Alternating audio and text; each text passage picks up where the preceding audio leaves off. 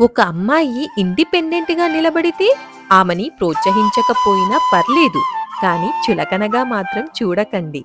ఇంట్లో ప్రతి పని చూసుకుంటూ, అందరి బాధ్యతలు మోస్తూ, బయటి ప్రపంచానికి సరి సమానంగా పోటీ పడటం, ఒక కల కోసం రాత్రిళ్ళు నిద్ర వదులుకోవడం. ఇది మాటల్లో చెప్పినంత సులభం కాదు. ఆమె నవ్వు వెనక ఎంత అలసట ఉందో మీకు తెలియకపోవచ్చు. ఆమె నిశ్శబ్దం వెనక ఎంత బాధ ఉందో కూడా మీకు కనిపించకపోవచ్చు. ఆమె ప్రతిరోజు తనతో తానే ఒక యుద్ధం చేస్తుంది.